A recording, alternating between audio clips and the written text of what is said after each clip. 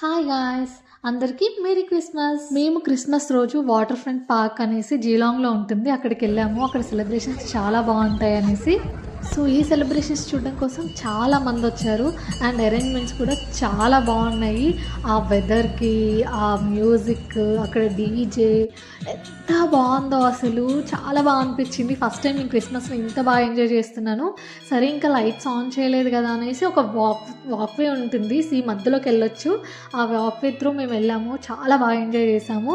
So అట్నుంచి ఇటు return అయ్యేలోపు ఇక్కడ మంచిగా లైట్స్ ఆన్ చేశారు, మ్యూజిక్ ఆన్ చేశారు. ఎంత బాగుందో.